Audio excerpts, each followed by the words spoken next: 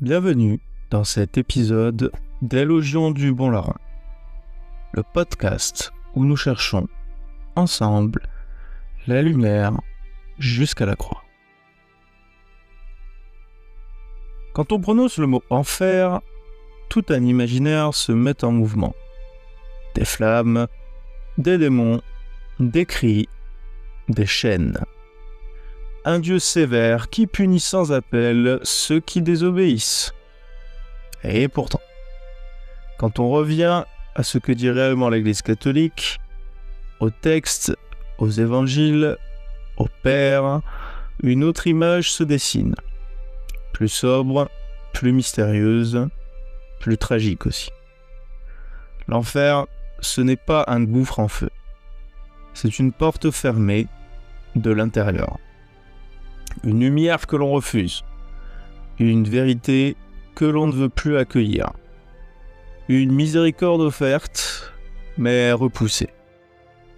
Dans ce podcast, je vous propose de traverser les apparences, de quitter les caricatures médiévales ou les sermons de peur, et d'entrer dans la profondeur réelle du mystère de l'enfer dans la foi catholique.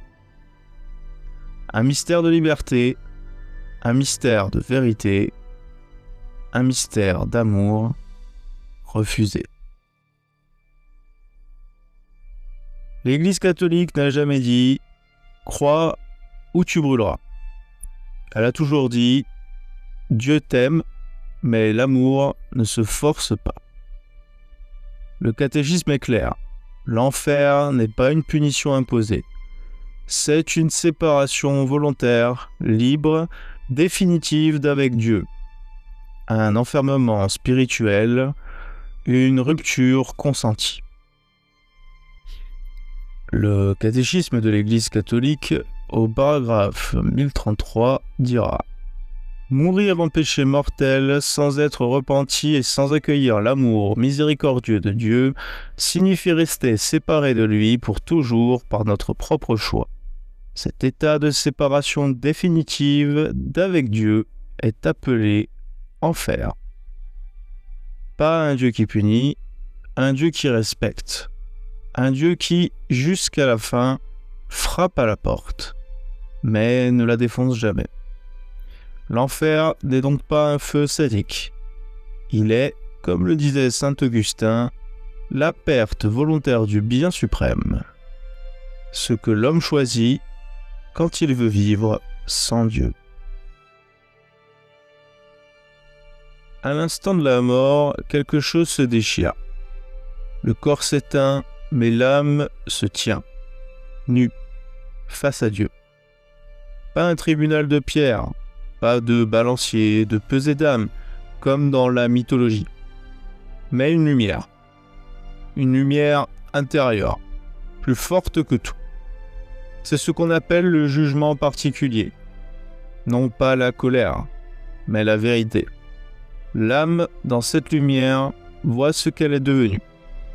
Elle ne se cache plus, elle ne se justifie plus, elle se sait. Saint Paul dit « Tous nous comparaîtrons devant le tribunal du Christ ». 2 Corinthiens, verset 5. Mais ce tribunal n'a pas de barreau. Il est dans le cœur. Il est ce moment où l'on ne peut plus mentir, même à soi-même. Et alors, deux voies se dessinent. Si l'âme est tournée vers Dieu, elle entre dans la lumière, purifiée ou déjà prête. Si elle l'a rejetée, elle se détourne librement, définitivement. C'est ce que le Christ montre dans la parabole du riche et de Lazare. Le riche, même dans les flammes, ne demande pas pardon. Il veut encore être servi. « Envoie Lazare », dit-il, en Luc 16, verset 24. Pas un mot d'humilité, pas un mot d'amour, juste « moi ». Et Abraham de lui dire « Un grand abîme a été établi entre nous ». Luc 16, verset 26.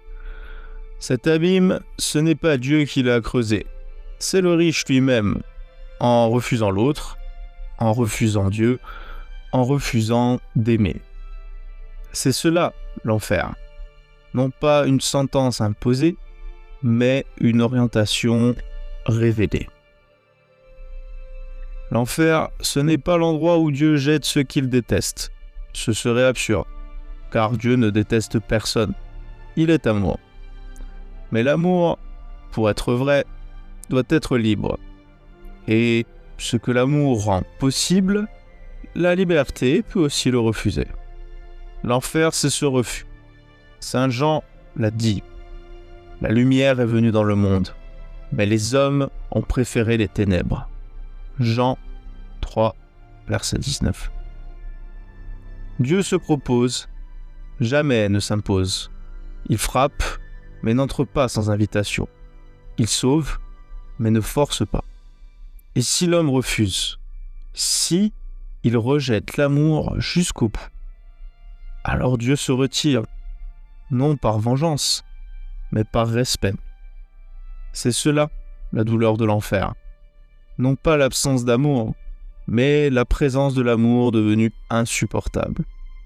Saint Isaac le Syrien écrivait « Les flammes de la géhenne, ce sont les remords de la conscience. Le feu, c'est l'amour de Dieu rejeté. Même feu, même lumière, mais deux manières de les recevoir. Pour les saints, une étreinte. Pour les damnés, une brûlure. Et cela, non parce que Dieu change, mais parce que le cœur est fermé. Le catéchisme dit « L'enfer consiste dans la séparation éternelle avec Dieu, en qui seul l'homme peut avoir la vie et le bonheur. » Catéchisme de l'Église catholique, 1035.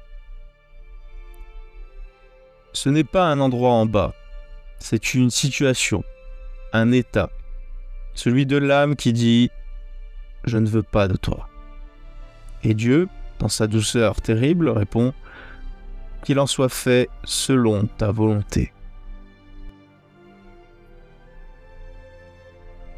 Le jugement de Dieu n'est pas une vengeance, ce n'est pas une punition tombée du ciel, c'est une lumière. Et dans cette lumière, tout devient clair. Tout ce qu'on a fait, tout ce qu'on a refusé, tout ce qu'on aurait pu devenir et qu'on n'a pas voulu être. Jésus l'a dit. Il n'y a rien de caché qui ne doive être découvert. En Luc 12, verset 2. Et encore, la parole que j'ai dite, elle le jugera au dernier jour. Jean 12, verset 48. Il ne juge pas comme un juge humain. Il révèle, il fait apparaître, comme une pièce plongée dans l'ombre. On croit qu'elle est propre, puis une lumière crue entre. Et soudain, on voit la poussière, les fissures, ce qu'on avait caché. Le jugement de Dieu, c'est cette lumière, la lumière du Christ. Non pas pour humilier, mais pour mettre à nu, pour que le vrai apparaisse. Et si l'âme ne veut pas de cette vérité, si elle est la lumière, alors ce n'est pas Dieu qui la condamne, c'est elle-même, fuyant ce qu'elle voit. Saint Augustin disait « Dieu ne condamne pas, ce sont les âmes qui se condamnent en refusant la lumière. » La condamnation, ce n'est pas une décision tombée du ciel, c'est le fruit d'une vie. Celui qui a fait le mal est la lumière. Celui qui fait la vérité vient à la lumière. Jean 3, versets 20 à 21. Il faut aller plus loin.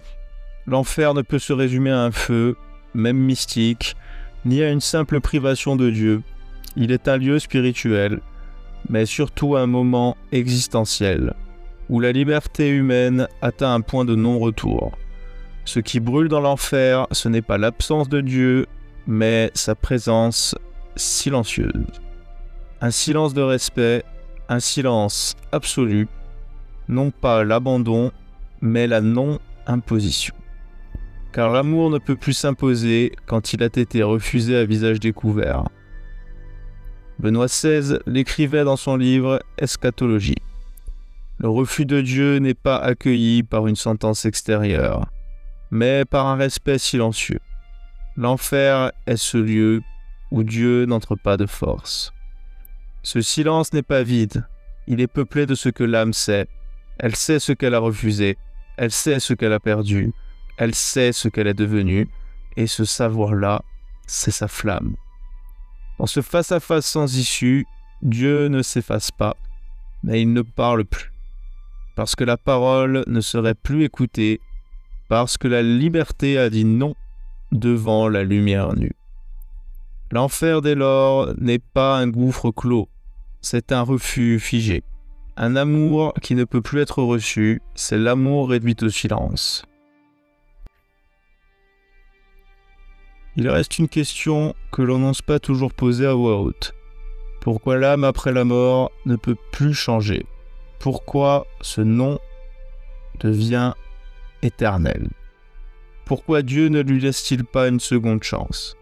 La réponse n'est pas simple, mais elle n'est pas cruelle. Elle repose sur une réalité métaphysique. Ce n'est pas Dieu qui ferme le cœur, c'est le temps qui s'arrête. Saint Thomas d'Aquin l'explique avec précision. Tant que l'âme est unie au corps, elle est en chemin. Le corps l'inscrit dans le mouvement, dans la succession, dans le choix renouvelé. Par la matière, l'homme peut se convertir, hésiter, tomber, se relever. Mais à la mort, ce temps cesse. L'âme n'est plus en chemin. Elle est arrivée. Elle entre dans l'état qu'il appelle le status termini, l'état de terme. Et dans cet état, l'âme ne décide plus, elle ne délibère plus. Elle est ce qu'elle a voulu être. Elle est figée. Non par violence extérieure, mais par la stabilité de sa propre fin. C'est comme si la dernière direction prise devenait la direction éternelle. Non pas parce que Dieu l'y enferme, mais parce que l'âme, désormais hors du temps, ne peut plus se retourner. Elle voit, elle comprend, elle sait, mais elle ne choisit plus, au sens où nous l'entendons. Il ne reste alors que la vérité nue, et cette vérité, selon ce que l'on a aimé ou rejeté, devient lumière ou feu. Ainsi, l'enfer n'est pas une punition venue d'en haut, c'est l'irréversibilité d'un refus libre devenu définitif dans l'éternité.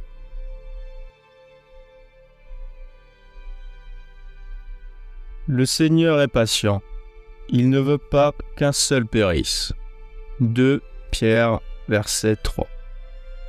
C'est aujourd'hui que tout se joue, pas dans la peur mais dans la vérité, pas dans la menace mais dans l'appel. Alors, quand vous vivez, choisissez la lumière. Tant que vous pouvez aimer, laissez-vous aimer. Tant que la croix est dressée, regardez-la et marchez. Merci d'avoir écouté cet épisode des Légions du Bon Larron. Continuons à chercher ensemble la lumière jusqu'à la croix et puissent tous être sauvés et l'enfer être vide.